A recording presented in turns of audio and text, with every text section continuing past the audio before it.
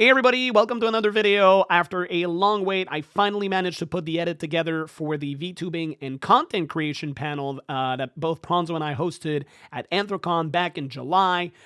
Big shout out to LockTL for the recording of it.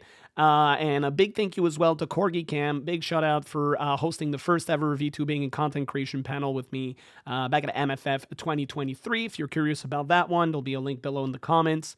Feel free to send any questions you might have after the panel, after watching the video, down in the comments. I will try to answer them as much as I can. And yeah, thanks for supporting me. Enjoy the video. Bye-bye. Hi everybody, thank you for being here, and welcome to Vtubing and Content Creation. Apparently we are habilitated to talk about that, so we'll figure that out as we go. Yeah, welcome. Hi. For those of you who do not know me, my name is Anthrocon. I'm a family-friendly furry streamer. I've been streaming for 3 years, full-time for 2, and yeah, we're going to go over today with Prawnzo and thank you for making an appearance with us. Appreciate it. And yeah, we're going to talk about what we think is best practices, good practices for streaming, tips and tricks, some things that we've learned, and hopefully, we don't have a mic for the audience, but hopefully we'll be able to do a little Q&A at the end. By the way, how's sound? Thumbs up if it's good. Awesome. But yeah, I'm with Prawnzo, if you want to introduce yourself. For those of you, for the very few in the room that wouldn't know you. No, that wouldn't know you. Listen, Okay, we're just gonna breathe. You know. Yes. So. Hi everyone. My name's Prawnzo. Oh wait. Oh. Hi. Hi. Hi everyone. Welcome to Anthrocon. My name's Prawnzo. I have been a Twitch streamer for about 7 years now. Oh my god. And I just recently kind of started getting into TikTok and YouTube content creation earlier this year. So yeah, welcome. Excited to hopefully share our knowledge and have a good time. And yeah, thank you all for coming. Yeah, and thank you, Anthrocon, for having us. I never thought that we would land that panel, and now there's a staggering amount of people in this room. But yeah, let's just jump right in. We have 1 hour, and we're going to try to cover as much as we can. Yeah, first topic I had in mind is something that I think is extremely important. We talked about it in the previous panels that I gave at MFF with Corgi and Effie as well. It's scheduling and consistency. I think you agree with me. It is extremely important to be as consistent with your schedule as you can, whatever that means for you. Obviously, if you're going in as a hobby, part-time, you're not going to be streaming, 8 hours a day, 5 days a week. But it's very important that if you start your schedule, for example, I don't know, you stream on Saturdays evening, it's very important that you keep that as closely and as repetitive as you can. Skip the least amount of stream as you can, of course. Circumstances can happen that you have to skip, but it's important because your viewership that you grow on that time slot will usually form a routine around that stream. I mean, show of hands if you ever are just logging in into Twitch and your favorite streamer for, I don't know, Monday morning is not live and you have no idea what to do. There we go. It is extremely important to keep on that time slot. If you ever need to change it, it's also important to keep your audience informed about it. Because yes, people have routines. I routinely tune into my regular streamers every day as well myself. And if you just go randomly live one day, like, I don't know, sometimes you're live on Saturday evening, sometimes you're live on Tuesday. It's like having your favorite show. Like, you may really love that show, but if that show comes up randomly, you will tune out of that show really easily. It's the same thing for streaming. Your audience expects you at a time, you should be on at that time. Also, little tidbit of information that I learned from Mega back in December.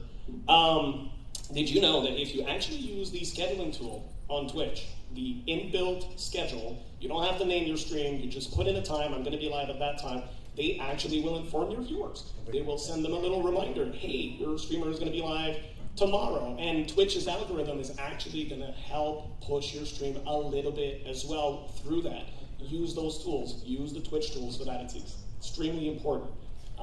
Anything to add on? Yeah, just kind of reinforce what Merle said. Definitely try to keep as consistent as you reasonably can. Me and Merle are actually good examples of how streamers approach things because Merle's doing this full time. I'm working a normal full time job, and I do streaming on the side. So, whatever it is, I only stream 3 days a week. He streams about 5. So, just whatever works for you, whatever works for your schedule, just try to be as consistent as you can, because one of the things that I think it does show to your audience as well, not only giving them something to look forward to, but as well as it's kind of showing a little bit of respect to your audience as well, respecting their time, respecting their interests, respecting their hobbies. Just it's good. It's good for your audience as well. Yeah. And the one other kind of tip I would say, because I know a lot of streamers. Oh, first of all, quick question.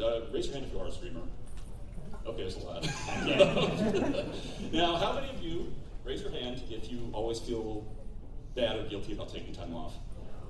Now, it's going to happen, okay? And don't beat yourself up over it, but I think the biggest thing you can do if you have to take time off, whether it be short or extended period, is just keep that channel of communication going with your community. That's the biggest thing. Show them at least what you're up to.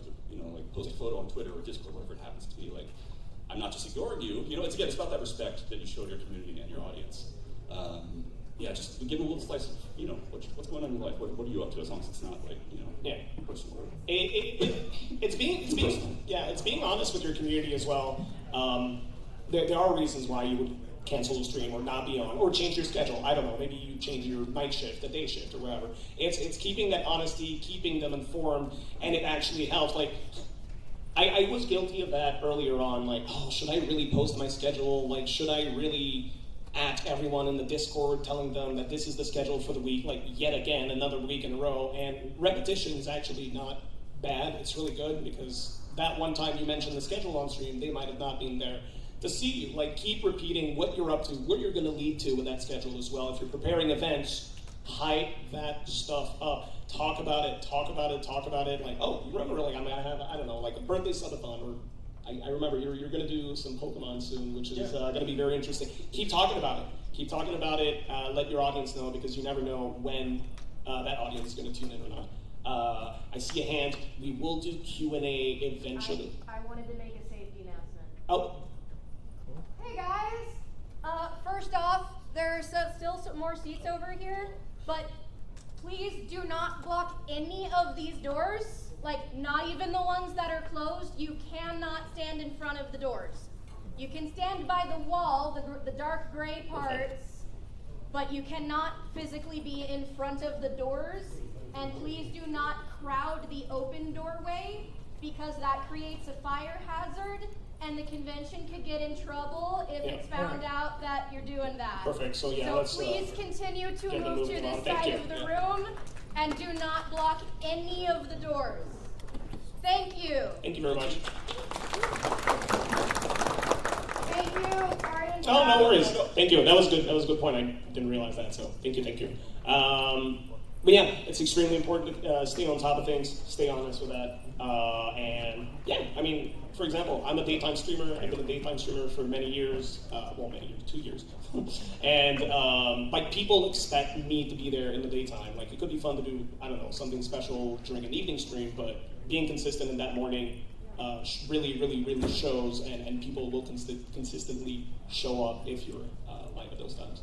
You want to segue in the next little category? Yeah. That one is entirely Prawnzo, and I think you have a really good outlook on that. It's, I mean, those of you who stream know that. Streaming requires a wide variety of skills that no one really knows how to get. Really, everybody kind of stumbles upon them. You got to learn video editing, you got to learn, audio balancing, you got to learn how to interact, create stuff, start to code. There's like many ways of learning pretty much anything you want with streaming, and you're a pretty good example at developing new skills. If you've seen some of Prawnzo's short content, it's pretty good. Just have a little introduction now. Wow. For those of you who don't know, Prawnzo and I are really good friends, and I love to do this. It's great. Okay, so yeah, as Merle was saying, so graciously introducing me. One of the things about streaming, as Merle kind of alluded to, was, and this is going to sound a little meta, but one of the biggest skills you could probably have as a streamer is being able to learn new things. And I know that sounds kind of basic. I know that sounds just like maybe a little cliche or like everyday life kind of advice. Like, Prawnzo, where's the hard-hitting, like tips to grow my stream like 500%? It's not necessarily that easy, but one of the things about streaming is there are a lot of people in this room who are streamers can attest to, is that you are one-person production. You're controlling the art, you're controlling the tech, you're controlling the audio, you're controlling the visuals. There's just so much going on, and there are people who are going to be able to help you, but you have to be self-reliant and self-sufficient to some degree as well. You really, like, I could, talk to Merle, like, how many things have you learned just from streaming alone? I had no idea about anything coding related, and now I sort of do. Now you're like on the front page. I hammer enough at it. Hush. But it's true. It's one of those things that it really behooves you to really just get into that mindset of, hey, like, I need to learn things. It's okay to learn things. It's okay to fail. I think that's one of the biggest things too that a lot of people get afraid of, myself, included. But let me start. But yeah, one of the things that really helped me, and this is going to sound really kind of random, but speedrunning was something that I first got into when I was first started out on Twitch back in like 2017, 2018, roughly. And just show of hands, is anyone speedrun? Or okay, so there's a decent amount of us. So y'all might kind of understand what goes on behind the scenes in terms of speedrunning is actually a very good skill to have in terms of. Can you get a little closer to the mic, please? Thank you. Thank you. Speedrunning is actually a really good skill in terms of developing and figuring out how you like to learn. And that's something that will really take you far if you can figure out how you like to learn and how you like to just pick up things. Like one of the examples that I tend to give is I'm a very visual learner, and I also get frustrated very easily too if I don't know how to handle something or if I don't know the answer to something very quickly. But because of speedrunning, it kind of taught me that that's how my brain works. And that's okay when it happens. That's the biggest thing. You have to accept, like, hey, my brain's going to get a little, self-doubt, lack self-confidence, and just get, frustrated. Like, I'm going to give up. I'm going to quit. But you can't really do that with streaming. It's one of those things that you really do have to just kind of persist. And yeah, if you could try to figure out a way that you like to learn and knowing what your strengths and weaknesses are and play up to those, that's really going to take you very far. Just like another kind of crude example I have too. I recently started learning how to do art. About like 2 years ago, roughly when I joined the furry community too. And for those of you who do art, if you look back to some of the first things you've done, yeah, I'm hearing a lot of, you know what I mean? And so what I did, because I tried learning how to draw 5, 6, 7 times throughout my life, and I failed every single time, honestly. Because I would get embarrassed. I wouldn't be able to translate what I had in my brain onto paper. But this time around, I had a lot of furry artist friends who supported me and encouraged me. And I knew that embarrassment or frustration might come up. So what I did was I literally just tweeted out the first piece of art that I did. And I can't tell you how many times throughout the night I wanted to delete that tweet. I was waking up in the middle of the night. I'm like, oh my God, I should delete this. Like, what are people going to think? But it was one of those things for me personally at work because it kind of ripped off that Band-Aid of, hey, it's okay to suck at things. Yep. It's totally fine. And everyone should be okay with that. And if people make fun of you for trying something new, they shouldn't be in your circles. Like, it's just the truth. Like, everyone's going to suck. Everyone's going to fail miserably when they're learning something new, and that's fine. You just have to be okay with that. And the biggest thing is just having a good support network. And the good thing about streaming and content creation in general, I would say for the most part, is that there is definitely a sense of community spirit that goes on. Like, for example, like if I have any tech issues, I could reach out to Merle. I could reach out to a couple other friends who are proficient with Sammy. So yeah, just kind of lean on your friends and on your network and just make sure you have a good support structure to kind of set yourself up for success would be something I would say. I mean, I knew nothing of anything coding or Sammy related. Sammy is the program that I use to create all of my redeems and interaction and chatbot. It's all run locally. I love it. It's great. It's very dense and kind of hard to learn. There are many, many options out there. If ever you're looking for like stream bots or programs, feel free to reach out to me after the panel. I will absolutely go on about that for hours and hours. There's stuff like streamer.bot and firebot and all that. One thing that is very important to know as well, I do this full time. I do this 5 times a week, and I spend an incredible amount of time trying to make everything run smoothly before stream. Things will break. Every single week, something happens. I go live. For some reason, the test run is perfect. Everything's working well. Everything's good. Hit the record button, test my things. My audio is great. Go live. I don't know. 5 things break in like 5 seconds. I'm like, great. You got to roll with it. You really got to roll with it. If you stop and focus on it, and I'm the first one to feel incredibly frustrated when things break because you've been working so hard. You've been working so long to get those things going. But you got to get past that hurdle of like, oh shoot, like this looks bad. Oh shoot, this isn't good. Because it will break. It inevitably will. You try your best not to, but it always does. So a random question for folks too, because I know Merle and myself can relate to this. How many of you would say that you're perfectionists? Okay, so sorry to break it to you, it's not going to be perfect in streaming or content creation. It never is, as Merle just said. So you have to get it out of your head, and again, that's totally okay. Like, things are so ethereal nowadays in terms of content and videos and clips. It's just, if you don't have a perfect one, it's fine. Just move on. It's going to be, that's the beauty of streaming, is that it's just live, and it's just kind of ethereal to some degree. So you don't have to worry about, oh no, did this come across poorly? Or it's like, all right, fine, let's just move on. Just move on, move forward. Just learn what you can from your mistakes and just kind of move forward from there. So. Another thing to add on this, something that will help you improve what you're doing. And it's really hard at first, and I hated to do it at first, but it's extremely important. Watch your own VODs. Don't necessarily sit through the whole thing if you don't feel up to it, but sometimes if you have nothing else as background noise, just put your VOD there. And then if you feel at some point that you are getting disengaged from your own stream, try to reflect back on that. What happened there? Why do I feel disengaged with my own stream? You will notice audio issues, you will notice stuff not working, you will notice a lot of things by watching your own stream. You have to listen to your own voice, you have to get used to it. If you do want to improve in content creation, it's something that you have to get used to. I don't think most people like hearing their own voice, but you really do have to do that, because you'll never see from the viewer side otherwise. And the one last thing too, if you're reviewing your content, you gotta be honest with yourself. I know that sounds weird, but you have to really assess your content very critically, and especially from imagine yourself as a random viewer. Are you funny? Are you entertaining? Whatever happens to be your niche, are you doing that? And that's something you have to really keep in mind and be critical about yourself and be honest. Hey, look, maybe I need to talk a little bit more. Maybe I need to be more engaging. Maybe I need to work on more redeems, or maybe my audio's off. Something. You just have to be honest. That's the biggest thing, and objective. Otherwise, you might just kind of fool yourself almost into mediocrity to some degree. And that's a perfect segue for my next topic, which is interactivity. My segues are so much more natural. Yeah. I should learn from that. Interactivity, for me personally, is the biggest thing I do. I think that is pretty much the one thing that I think would set me apart as a streamer to others in general. I interact with chat at all times, no matter how fast chat goes. I try to keep on top of it. I will pause whatever I'm doing to keep up with chat, to keep the conversation going. And to me, chat interactivity, however you approach it, is extremely important, because if you think about it, what is the one thing that makes streaming?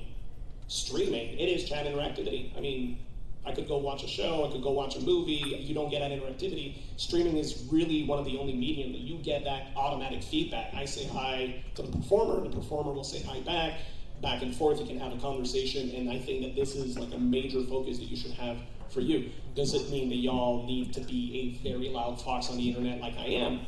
No. A lot of people do say and do think that to be a successful streamer, you need to be flashy and loud and, tons of redeems and chaos happening at all times. And of course it's fun. And of course it will catch the eye. It's flashy, it's fun, it's interactive. But there's a lot of really, really, really good streamers out there that are extremely chill. Barely any redeems, very cozy. But one thing I'd say is you can be chill, you can be cozy, but you still got to get that interactivity going. One thing that I preach personally, and I know it's not everybody's cup of tea necessarily, but I really do think it's important, and I think you agree, if I remember correctly, is you can't have dead air.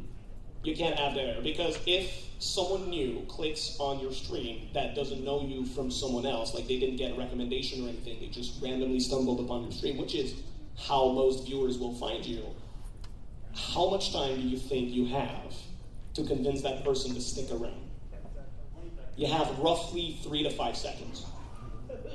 That's how long you have to grab that person's attention. You need to be either funny, something needs to happen in the game, you need to have a cool redeem shows up, You have roughly 5 seconds to keep them in. So if you haven't been doing anything for the past 10 seconds, well, whoever clicked during those 10 seconds is probably going away. And that's something that a lot of beginner streamers, I would say, smaller streamers, the smaller audiences have a hard time with, because you don't have that chat there to keep you busy, to keep you interactive. I started much like Prawnzo from nothing. Like, I just clicked go live. I wasn't on Twitch. I didn't have any presence in the community. Nobody really knew who I was at all. But and you got to keep interacting. One trick that I recommend if you don't know what to talk about is to sort of go through your thought process, especially if you're doing gaming. I'm less proficient for art streamers. I did one art stream. It was something. That was interesting. But yeah, as a gameplay, as a variety streamer, like, go through your thought process. Explain what you're gonna do. Explain what you're doing at the moment. Just expose your thoughts to the viewer. And I don't know, maybe you're gonna mess up and say something completely wrong, like water type is efficient against grass type, for example. And then chat is gonna, like, someone's gonna come in and be like, yo, you're wrong, no, that's not it, or, you know, you're gonna talk about, I don't know, something you did yesterday, and then it's gonna resonate with someone in the chat, and then you'll start that conversation, and then you can continue on that conversation. I will find myself oftentimes when I feel like there's a downtime, like I don't know what to talk about, there's not much going on in the game, I'm not fighting a boss or whatever, I try to come up with random questions. Okay, I don't know, anybody has any plans for the weekend? Or like, oh, like what one thing that you did like a few days ago? Like, if you already have a few people in chat that can get a conversation starting, that can also include other people in the chat who's just been lurking, and then develop an interest with that and everything. Yeah, it's super, super important to keep on top of things, interacting with your chat in the way that works for you. If you're not comfortable being flashy and loud, don't be flashy and loud, because it's going to show that this is not your thing. Yeah, and I guess the one piece I would add on to that too is, just like a lot of things in life, you know, being able to vocalize your inner monologue as well as playing games at the same time is not easy. It's something that just honestly comes with practice and experience. So, you know, don't feel too bad if it's hard at first, because I know a lot of streamers starting out, myself included, sometimes you just get too focused in the game, you get too focused in the moment, and you just kind of zone out and you zombie out. And as Merle was saying, you only have 3 or 5 seconds to catch a new viewer potentially. I mean, how many of you have been to a stream like that where you're like, oh, let me check out this new person, and you see them just kind of like sitting there, like just like staring dead-eyed and not saying a word. You know, it's as hard as it is, you really have to like try to train yourself to just keep talking, keep going, because otherwise, yeah, you're just gonna lose that potential viewer. So it's tricky, but just takes practice. So yeah. And finally, have a lot of fun with it, with the interactivity, if you can. I love VTubing in particular because of the interactivity that it brings. VTubing is very unique in the way that you can give power to your viewer interacting with you in a way that webcam, or even I would say to a certain degree 2D VTubers, I mean, it's getting there. But yeah, there's a lot of technology out there to be creative with it. I mean, I have redeems that throw stuff at me. I can get put in a silence box and then it sounds like I'm like muffled. You can do a lot of things to my model, and I think it's really fun. And oftentimes viewers will appropriate these things and even push them further than you thought you would, and create entirely different reactions with that. Another thing that's good and helping with interactivity that I forgot to mention as well, and I categorize it as channel memes, and let me explain that to you real quick. I have a few, Prawnzo has a few. I can name mine, Prawnzo can't name I'm his. not gonna name mine. I'm family friendly, we're good. But yeah, for example, one of the memes that got born very early on in my streaming career was Merle is Stinky, because Stinky Fox, and haha, it's kind of silly. But having a meme like that is very easily accessible, very easily understood. As a new viewer, you tune into my stream, someone calls me Stinky, you get the joke. First time chatter, yo Merle, you're Stinky. It's great for many reasons. A, you just engage that viewer into the community immediately. B, I mean, that viewer now has a spotlight, a great spotlight, to make a really good joke, and everybody's gonna include them in the community as well. You feel part of the community will embrace you totally. Everybody's gonna be all over you, oh yeah, that's good first time chatter. And it just makes it that much easier to draw people in if they can understand that inside joke. pretty easily. Some inside jokes are a little deeper, and that's fine as well. We all have a lot of fun with that, and it's very important to have those deeper memes too. But having like a surface little thing there that people can latch onto is very good. Now you won't ask me, but Merle, how do you create a channel meme? I have no idea. They sort of just happen. But when you recognize that channel meme, when you recognize that little thing there, run away with it. Take it, appropriate it, do something with it. As soon as that happened, I'm like, okay, I gotta make a redeem out of it. I found a sound clip, I got the sound clip. I think 1 week after, I was in VR chat, and someone was like, hey Merle, it would be really funny if you had a little sign that says Stinky behind you when someone redeems it. Straight to the notepad. Yes, I'll make that happen next stream. Run away with it. People are going to have fun with it. But, and that is a huge caveat that I have, is if a channel meme suddenly becomes uncomfortable for you, like people push it too far, it is very important for you to be honest about that. Remove it. Tell your community, look, it was funny. It went too far. Big example I can give is there was a whole channel meme going around. Merle is such a popular. And at first, it was friends like Prawnzo and others, and I was welcoming it. I was like, yeah, sure, you know what? Let's have fun with it, because people who know me know that it's not the case, and it was kind of funny. But then I started having first-time chatters say, oh my God, you're such a popular, and I'm like, oh, I kind of don't like that. It's kind of uncomfortable a little bit. And I let it run for way too long, and it blew out of proportion. And yeah, just sit down, address it, make sure that whatever you create for your stream is comfortable for you first.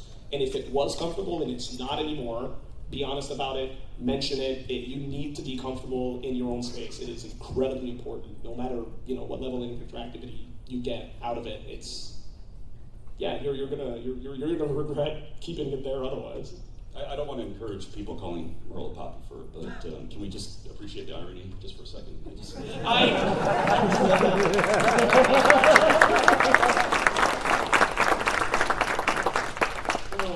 I'm incredibly nervous, by the way. I don't know if you can tell. I guess for the most part, the one thing I would kind of offer as well in this regard is for those. Oh, sorry.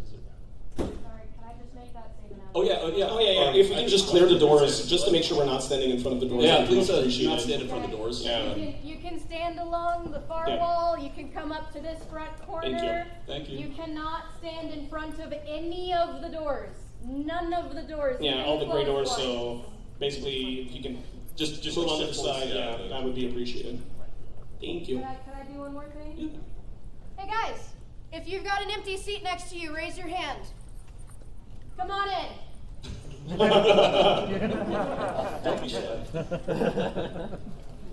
Thank you. No, thank you. Thank you. So yeah, unlike Merle, I don't really have a lot of fun redeems, I guess, per se on my channel, but I tend to rely a little bit more on my sense of humor, I guess, to get a reaction out of people at times. So one thing that I could do potentially that helps is that sometimes I'll just say something completely absurd just to get a reaction out of people. For example, Merle was talking about Pokemon before. I have never played a Pokemon game before. What? It's true though. See? I'm gonna get canceled. All right, who's gonna cancel? Let's go. I'll do it. Let's go. Get this man out of fandom. No, but I guess my point with all that though is that I firmly believe that everyone has something unique to bring to the table in terms of their personality or their style of streaming or whatever the POV is on things. So just try to be again honest with yourself and try to really highlight those best attributes that you have, whether it be your sense of humor, your cozy vibes, whatever it happens to be. Maybe you're a god gamer. That's a whole other niche too. If you're amazing at games, that's a whole other thing. Yeah. So, I didn't even realize I said that. Come on, Merle, say to me. No, I'm not a god gamer.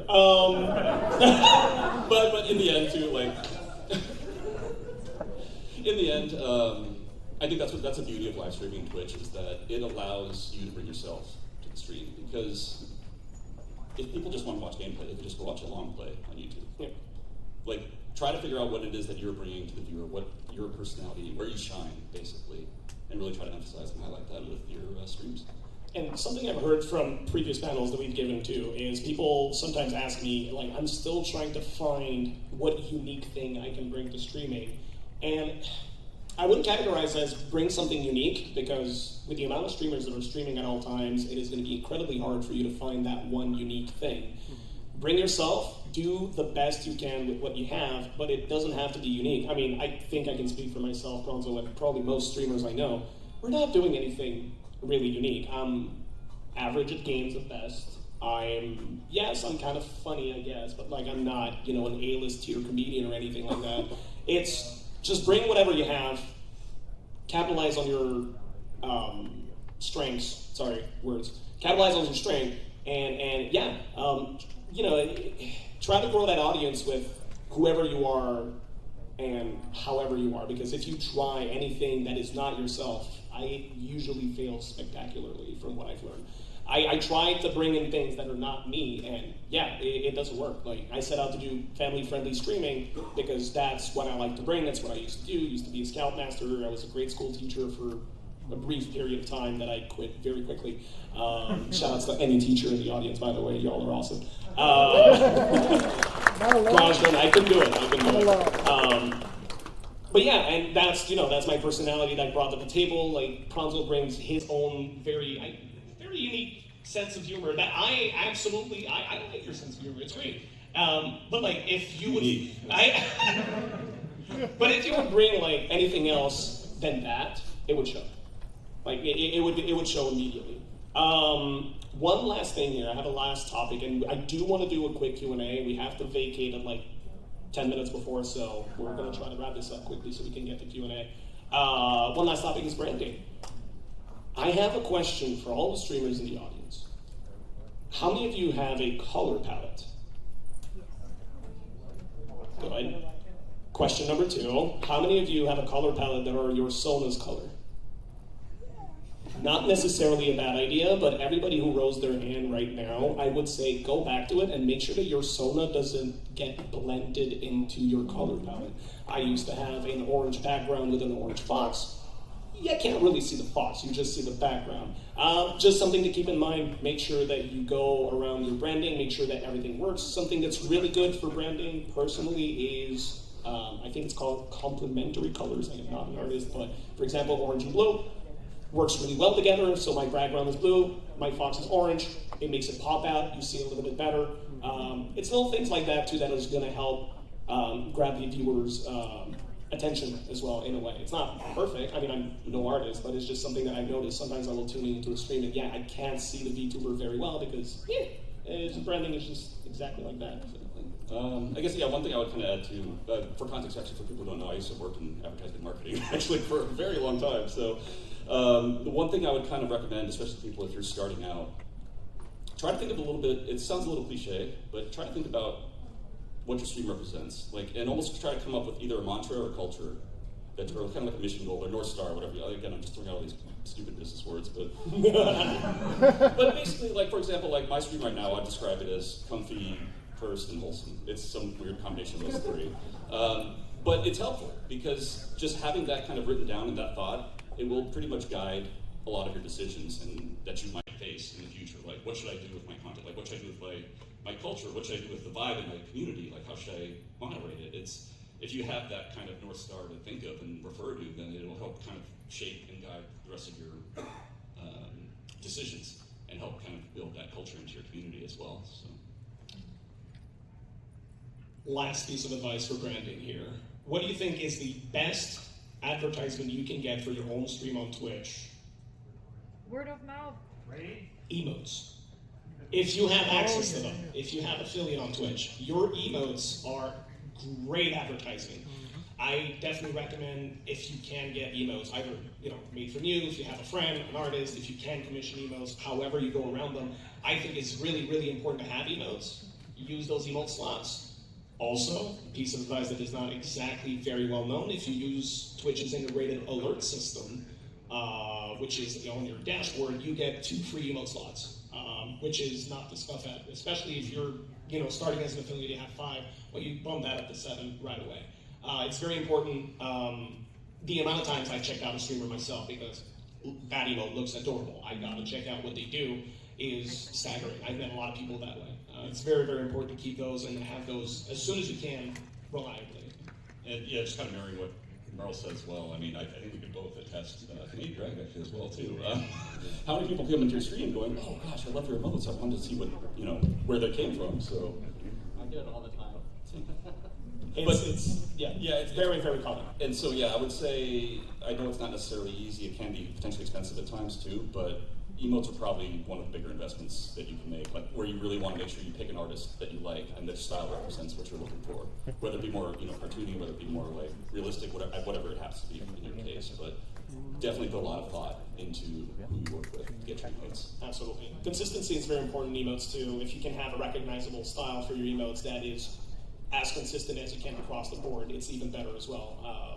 Just having that branding, having that style, that, how did you say it with very nice words, that culture, no, what's the word you said? Dang it. Words are hard. But yeah, having that whole, personality into your emotes that brings you out there. Like sometimes I see some very like dark and grungy emotes and I go on stream and they're so happy and bubbly and I'm like, okay. I mean, that's a choice. I really think if you can bring your own personality into your emotes and make sure that they reflect who you are as much as you can, it's fantastic. It's a great. And as you said as well, yeah, word of mouth, great advertisement, but we have no control over that. So we try to do our best with what we can control, and what we can't control, we try to ignore it as much as possible, as hard as this sounds, and we actually never ignore it, but, we try. One last piece of, I literally never stop talking, do I? No. I literally never stop talking. I can't even say anything. I please. That's what I wanted.